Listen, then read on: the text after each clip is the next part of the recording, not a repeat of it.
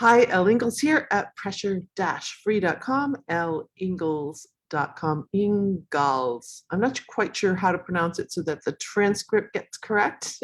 So we'll just keep trying. It's fascinating how many times it spells it wrong, but it's Ingalls.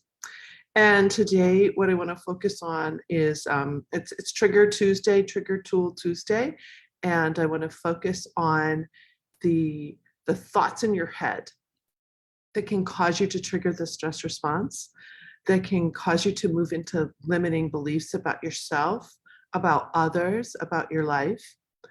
Many years ago, I came across an interesting book called Psychopictography by Vernon Howard. I believe it's out of print. Someone reprinted it. That's how I got a hold of it in the 90s. And one of the key points in the book is that your thoughts are not your friends. I like to amend that to say some of your thoughts are not your friends, because some of our thoughts in our head are pretty good. But there's that negative chatter that can go on in there, patterns that you might have picked up, not just something you developed yourself, but it's because somebody told you something many times. So you began to have this limiting belief. Let's take that apart a little bit, and I want to give you some tools this morning to help with that. So specific example, I may have a voice in my head that will say, as a violinist, you'll never be able to play that piece. You'll never play it well enough to perform it. Like a really hard piece of music. So notice that the voice is using the pronoun you. That's a clue right there. So if you hear a thought in your head that's using a pronoun other than I, when you're talking about yourself, pause for a moment, because that's a clue that you have somebody talking to you in there. Does that make sense? So notice the pronoun. If it's you, in fact, my voice will move into what I refer to as command form you, like, don't forget, you need to go pick up some groceries. Don't forget, that's due today. It's always using you, and it's like, it's commanding me. Your voice, your thoughts leave clues. That's the first one. Notice the pronoun. If you hear a you pronoun going on in there, chances are it's in a negative connotation.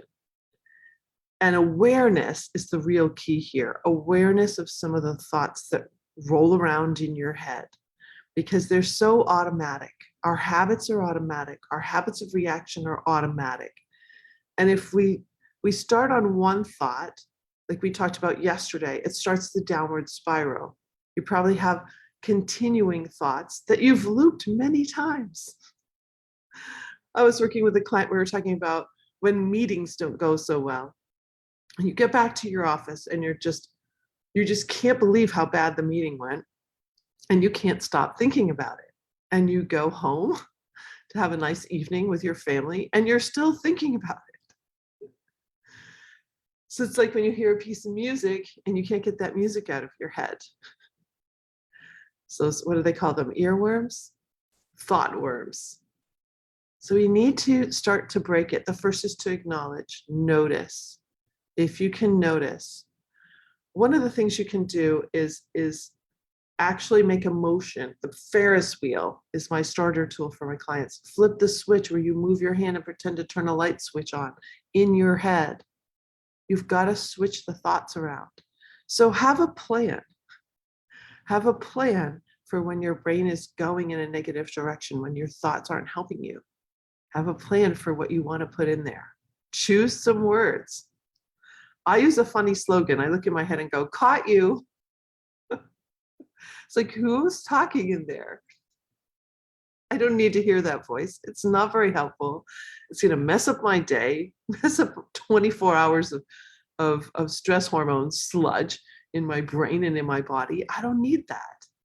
So I use caught you, and then immediately ask an empowering question. That's what we talked about yesterday too. How can I, what can I, how can I correct this? How can I play this beautifully? How can I let this thought go? Just as simple as that. How can I? What can I? So ask yourself a question, because your brain loves questions far more than it likes affirmations or statements. Questions get the wheels turning in here, because your brain is going to want to find answers. It's going, how can I focus on something else? That would be a great question. How can I be present? How can I just make dinner right now? And think about a cucumber, whatever it is you're working on. So you can get super present. Here's another tool I want to share with you. It's called the double yellow line. It helps with negative fake worry when you're starting to worry about something happening in the future, or beating yourself up about the past. Double yellow line, when you're driving down the road, what does that mean? Got to stay in your lane, right? So double yellow line this moment, and really see that double yellow line. So you can't be thinking about whatever's coming up, and you can't be beating yourself up about what happened back here, but it's like, I'm right here, right now. I'm just right here, right now. What am I actually doing? And focus in on that activity. A lot of times, especially when I'm working with students, I can think about student athletes. They have a big game coming up that night, and they're sitting in math class thinking about the game coming up instead of focusing on math class. Then after that game, they're like, crap, I didn't really listen in math. So now they have to read the whole chapter and do all the examples and try to learn it. If they even do, some of them just give up because they weren't paying attention in math class. So with double yellow line, they're really in that class, they're listening, they're taking in the information, they're learning it, so they don't have to reread. And if you stay pressure-free, your brain will lodge those memories. If you've triggered the stress response, you can't lodge memories very well at all. In fact, they're very corrupted. So if you can stay present in the moment, use those double yellow lines, you'll be so much more productive. And remember, every day that you live pressure-free, you just gave yourself quality life, a quality day, a quality night's sleep, and quality life at the end of your life, because you're not messing this up and causing chronic issues. So double yellow line, that's one of my tools for you. Flip the switch, empowering question. Even just that slogan, caught you, is funny enough to get you smiling.